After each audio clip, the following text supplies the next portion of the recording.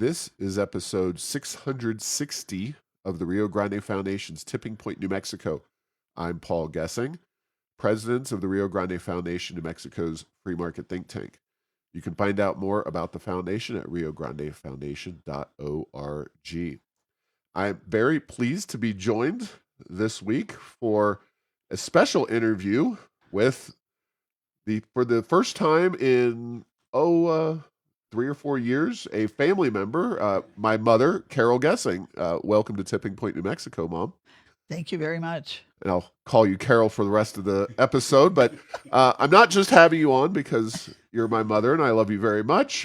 I am having you on because you were a poll worker here in Bernalillo County. You called yourself a floor judge, correct? That's correct.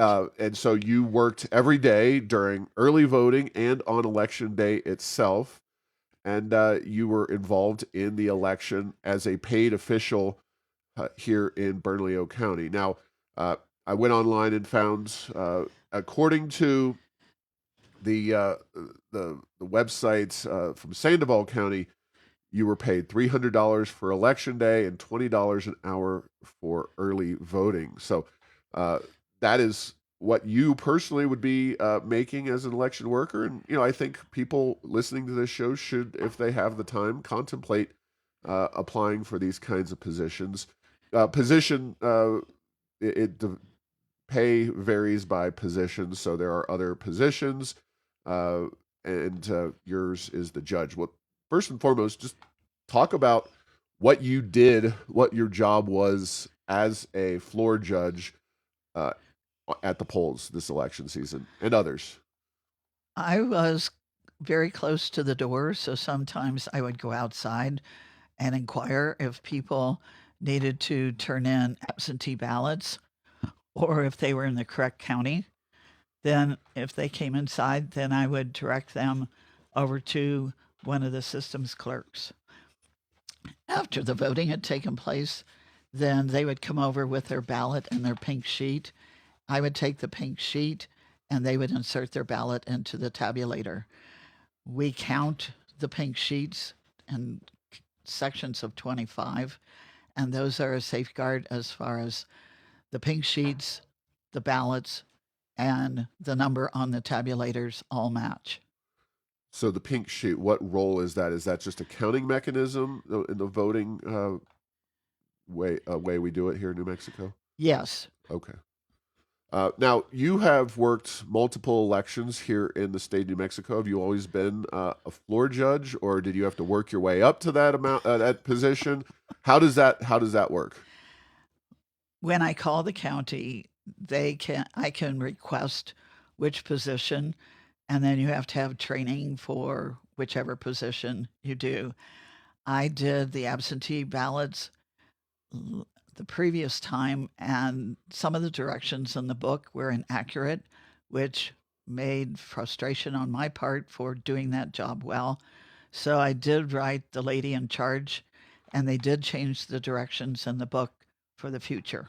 All right. Well, and you worked elections in Ohio, where you lived up until coming out here. So, any big differences? Anything that really sticks out to you as differences in the way elections are done in Ohio versus New Mexico? There is a requirement for some kind of driver's license or proof of who you are. We did not have the pink sheets, and on occasion, In Ohio. correct. Okay. And then we could also vote in people's homes. The the area was set up specifically for that, which I don't know if that's done in New Mexico. I've not seen that. Well, I think in other counties they have other voting sites, not necessarily in people's homes. And of course, growing up, I remember, I don't know what Ohio does now, but they didn't have 2 weeks of early voting. Now, I know in some other counties they have government facilities that they already own and manage that they have the elections at. But here in Bernalillo County, they go through the expense of essentially renting out buildings or space year round to have just these few weeks of early voting and election day voting. So a lot more expensive, in my opinion, and I believe that's something we talked about as something you think they should change. Right. When it's not an election, presidential election year, I don't see the need for 2 full weeks of voting to take place. I could see from Saturday to Saturday, but it's a waste of money from my perspective. So you would limit early voting from 2 weeks to 1 week in a non-presidential, so like a city council, because you've worked those elections as well. And let's just say I get the impression from talking to you that there's a lot of boredom involved in some of those local elections. Not so much in the presidential elections. You said it was pretty busy, and we'll just say that your location was on the west side of Albuquerque, but it was much busier. It's much busier during a presidential cycle than a local government election. It was extremely busy the first Saturday. There was a huge line outside the door, and on the Saturday right before the election day itself, I hardly sat down because we were so busy. Now, are these election positions like yours and other people? Do they struggle to fill them? Are there more people, as far as you understand it, are there more people that apply for them than they need, or how? What's kind of the balance in terms of these jobs? I would say that people are they're willing to do the jobs, but they also have signs up at the polling locations indicating that they need more people. The issue is, I would say, the age of the people that are working. I'm 80 years old, and it was rather difficult standing pretty much all day on that Saturday. And election day itself was very hectic because I was going outside to find out if people were in the right county, etc. When they came in, I was directing them to go with their absentee ballots or to vote or to register. And election day itself, the line for um, what is it called? The people who were had to register was extremely long. By the time we closed on election night, we had at least 35 people in the area, and they had to register and then vote. So it was 9 o'clock before we actually left the voting location. And we had been at the voting location 6 a.m. So that was an extremely very long day. Right, and yeah, I'd imagine though that the people who have the ability to work for a couple weeks a year, or you work the primary season, so you did 2 weeks of early voting during the primary, uh, and then obviously the primary election day back in June, and then you did the same here this time around. So, uh, those kinds of people are going to predominantly be older because they're generally retired. Is that are there younger people that work the election, or pretty much everybody a retiree? I would say the majority are retiree. Our e-judge has other jobs that she does, but primarily they are retired individuals. And you're working uh, 8 a.m. to 8 p.m. on most early voting days, and then election day is, you said, how long is that day? Now, the regular time was the first day you had to be there at 9 o'clock, and then it closes at 7. But then there are other obligations that we have afterwards. We might get out of there at 8 or 8:30 in the evening. And then other days it was 9:30 until closing, and again 8 o'clock to 8:30 in the evening that we would finish. Yeah, that's a long day for anybody, but especially somebody of a slightly advanced age, shall we say? um, Thank you. so, and you are standing a lot, especially when there's a lot of people coming in. Obviously, not necessarily the case. You walk into a polling place as I see it. You get uh, maybe somebody's kind of the greeter, and that's your role. And then there's people who are sitting at the tables, and that's where you tell them, because you don't voter ID in New Mexico, you just tell them your name, your birthday, and I think the address, and then they give you a printed ballot. So they have to print it out on the spot, and then you take it and you use a little pen and you circle, provide all the uh, filled in circles, and then you take it to somebody who then runs it through the machine and theoretically gives you the sticker. So Well, that's we don't put the ballots in the machine. That has to be done by the individual who's the voter. We're not supposed to be right, touching right. the ballot. No, I get it. Yeah. Okay. And they that's the way it's been for me. But they're in charge of kind of managing that machine process, I guess would be the way to put it. Correct. Uh, and then who else is typically at a given polling location? Uh, I know you have poll watchers, but anybody else that is working for, let's say they're employees first, then we can talk about poll watchers and other folks that might be at the polling places. The PJ is the one who's in charge. He's the presiding judge. And I have worked with him for a number of years. He's very efficient and really knows the system, especially on the last night of voting. There are many duties that need to be done. The ballots, absentee ballots, need to go downtown. The other ballots also are locked up and need to go By downtown. downtown, you're talking about the warehouse, Correct. and that's managed by the county clerk. Right. Okay. And then I take the keys to the post office, the very last assignment that I have to do on voting day. Keys for the building. Now they What? go to a judge, and that's all filled out. And the PJ knows exactly where everything needs to go. He's been very, very good. Okay. So you have all these processes in place. Do you feel like the uh, processes, as you work through them here in New Mexico, are sensible? Is security where it should be? Do you feel like the system works, at least as far as you can tell there on the site? It's very, very good. Okay. Uh, how about same day registration? That's something that has been introduced in New Mexico. So you have voters who may have never voted before showing up at a polling place as late as the Tuesday of election day, and they want to vote. How does that work, and what are the kinks in that kind of system? It was a disaster at our location because, as I said before, we had at least 35 people in the building. 7 o'clock, the polls ended.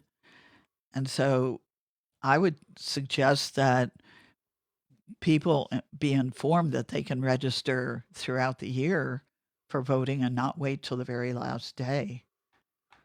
Yeah, well, talk a little bit more about how much of a disaster that is, because that's obviously a challenging thing to do, is to verify somebody that they are accurately portraying themselves as being eligible to vote, that they haven't voted already, that kind of stuff. How does that work? The systems clerk, apparently, that system was not working correctly, not only at our location, but at others. And I spoke to another lady who actually was PJ at a different location, and she actually asked people if they wanted to wait and register and then vote or do a provisional ballot. So they got out of there much earlier that evening, and certainly that was not an option that our PJ presented to us. Okay, so provisional ballots. Can you talk about what that means? They may or may not be counted.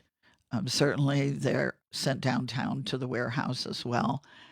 I really can't go into a lot of detail about that because I don't want to give misinformation. Okay, fair enough. Now, I asked you briefly before about other people at the polling places, election observers, watchers, challengers, etc.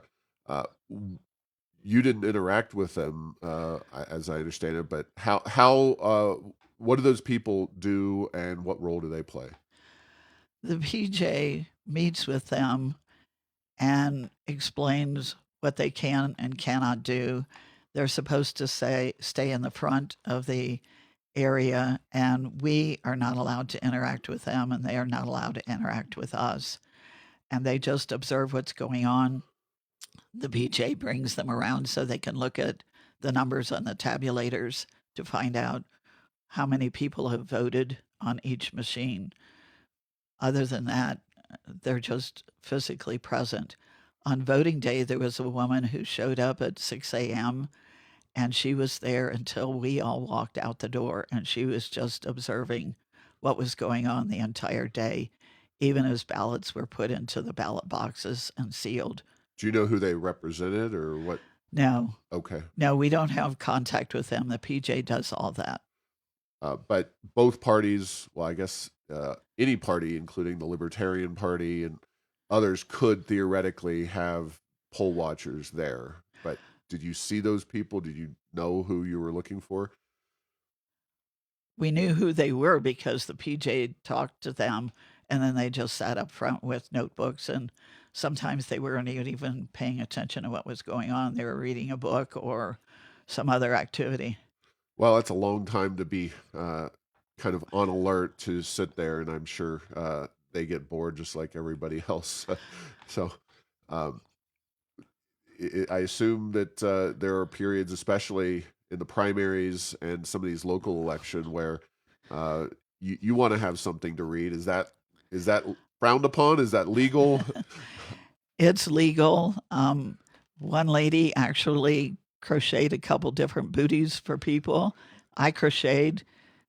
You can bring books to read. It's very boring and it's a waste of the taxpayers' money. And you're talking about, of course, during the primary and the local Yes, election, not so much during this presidential general election. So, correct.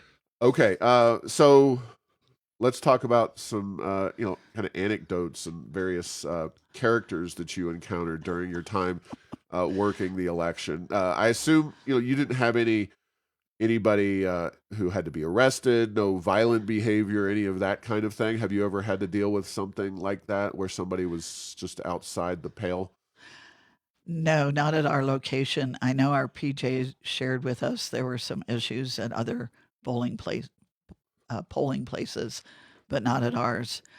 There were some characters. I would like to say, first of all, that the majority of the voters were outstanding. They were patient, they were respectful. We had a few exceptions. I know one time a person um, questioned whether their ballot was actually being counted. Another man came up and wanted to make sure we were not connected to the internet. The tabulators were not connected to the internet. There were a few individuals that actually had paraphernalia for a particular candidate.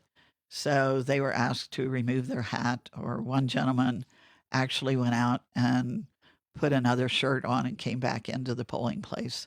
So, is it the policy of the polling places that you're not allowed to bring in or wear a Trump or Kamala Harris hat or T-shirt? That was consistently, uh, something that was prohibited, right? Right, because on the outside of the window, it indicates that there cannot be any kind of voting paraphernalia or information. You have to be 100 feet, and that's marked on the um, parking place area. Got it. Okay. And so you felt that that was applied equally across both parties, or all major parties. I suppose a Chase Oliver T-shirt or something might have made an appearance. He was the Libertarian running for president, by the way. Okay, I don't know about him. Sorry. I'm talking to our listeners. I understand. Okay, so any other things relating to voters and the public that you any anecdotes, anything you wanted to share? I think it was interesting.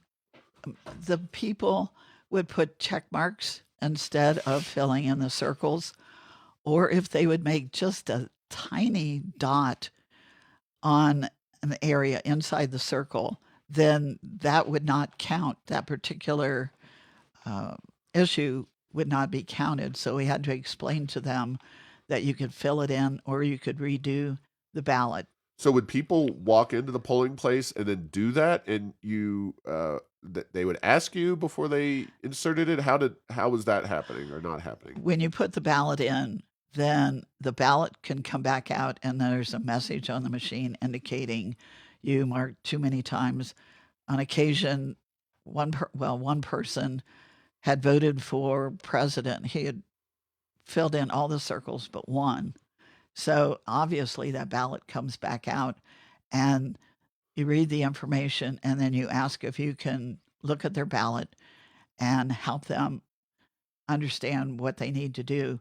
So they have the option to just put the ballot back in and then press cast and then press, I forget the other, okay, or whatever the other word was.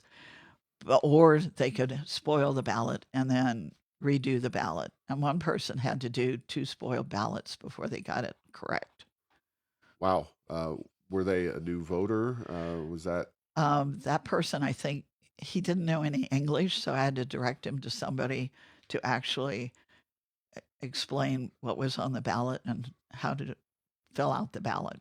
Did you have Spanish speakers? Yes, Oh, okay. And you think that was common? Like that's not something that was just unique to your polling place, but that's kind of typical at polling places across Albuquerque, at least. I would say yes. Okay. Uh, so did obviously can't physically help people fill out their ballot, but you can alert them if they are doing things in a way that is not going to register any votes. No, that's not correct. Okay. We can actually help somebody. We've had people come in who are blind. They would use the machine that would help them fill out the ballot. But I know on a couple of occasions, I actually filled in the circles. I had to read the entire ballot Oh, to the okay. person and fill it in. And then I have to indicate on the pink sheet that I assisted this voter and put my initials on the pink sheet. Oh, okay. Well, very interesting. Uh, now we talk about and the issue of voter ID is something that is the idea of having somebody present a driver's license or I guess a passport or some other identification. We don't have it in New Mexico, so we don't know exactly how that would all work. But we don't have that. How did that affect your job, your role, the operations at the polling place? I didn't deal with that personally. The other people, the systems clerks, actually do that.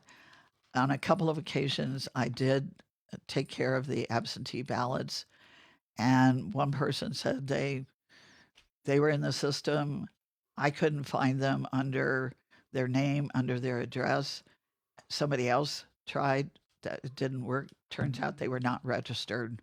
So they just had to get registered and then do it. Okay, so you were trying to look for them and they just hadn't been registered, but you didn't have any kinds of issues where uh, somebody maybe had looked like they had already voted, for example, or No, that they presented incorrect information or something, and they, one way or the other could have been assisted by voter ID. no. I Okay. know there was one case in Ohio, and the person actually, I think they did, their driver's license had expired, but they had a fishing license or hunting license. They were able to use that to actually verify who they were. All right. Now, one of the things that we've talked about and this show and in other venues is the judges. Now, you obviously can't provide advice for people, but sometimes they ask for advice, and the judges seem to be one of those races that people would ask you all if you had any information, or describe some of those conversations. What was happening? Often, when people were coming toward the tabulators, they would come up and say, I really don't know anything about these individuals. Do I have to fill in all the blanks? And we would say, no, you don't have to fill in all the blanks. But it's really sad because there were a number of people who did that. And that impacts, I think, on our judicial system and why some judges may be in a position where they just let somebody, go to jail and then the next day they're walking out of the jail. And so, some way, and I don't know how, we need to inform the public in a better way about who these judges are. Yeah, well, the Albuquerque Journal did, I think, a very good job of highlighting uh, those locally. Obviously, there's more judges to vote on, and arguably more criminal justice issues here in Bernalillo County than you have in many places across the state. But uh, unfortunately, the Judicial Performance Evaluation Commission did not, recommend anything beyond just go ahead and approve them all. Did people ever ask for other kinds of suggestions or information? I know the League of Women Voters had a pamphlet essentially at the polling place, and that raised some eyebrows with one of my kind of a supporter of the Rio Grande Foundation who was concerned that that was available at the polling place. What were your thoughts on that? We did have one person who was concerned that those pamphlets were at the voting locations, but one of the co-workers actually works on the women League of Women Voters pamphlet, and he said whatever is put in there is stated. Whatever is stated by the politician is in there, whether it's incorrect grammar, incorrect punctuation. It goes in the magazine. So um, I think it can be very helpful. I actually handed it out to some young people who were not old enough to vote, but could look at it to understand what their parents were deciding as far as voting that particular day. Also, I'd like to say one more thing that we would when there was a new person who was voting for the first time, we actually clapped for them. Apparently, somebody complained to downtown, so we were not allowed to do that. The PJ actually changed and said, go ahead and clap for these people. Again, downtown said we were not allowed to do that. And I would notice, looking at the individual, I could tell, as well as their demeanor, that this was probably the first time they were voting. So I would actually congratulate them and say to come back in a couple years and vote again. So I think whoever's making that decision, I think we need to acknowledge that these young people are taking the time and coming out and voting. Fair enough. Well, that is a policy that could be changed or not changed, but it is the way they want things done at this point, and I understand the arguments on both sides. But anything else about the voting process? I know you had some anecdotes about some interesting characters that you encountered. Any other last comments before we conclude our conversation here? A couple ladies who were probably in their mid 50s, they had never voted before. A man came up and he was 80 years old, I'm sure, and said, I've never voted in my life. Um, One lady was blessing her ballot as it went in the machine. All right. A couple of men shook my hand. One lady gave me a hug. So it was a variety of responses from the people. All right, but you enjoyed You enjoy doing this. I mean, it's obviously a lot of work, but if folks want to participate and do this in the next election cycle, obviously the next thing here locally in Albuquerque, and results may vary across the state. You probably should contact your county clerk sooner than later. But if folks want to do this here in Bernalillo County, how do they sign up for it? They could just call the Bernalillo County and speak to somebody.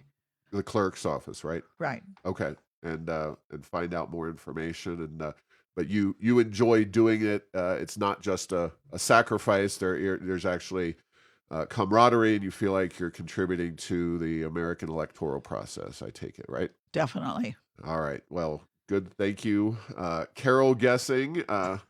Not just the individual behind the Rio Grande Foundation, but here's somebody participating in the electoral process and helping to make sure that it's carried out effectively. So, uh, thank you very much for your service, and thank you, listener, for listening to this week's episode. Find all episodes at tippingpointsnm.com or at the Rio Grande Foundation's YouTube channel. Subscribe to the show at Apple, Stitcher, or tell Google Home to play Tipping Point New Mexico. Thanks to Path 3 Marketing for producing this show.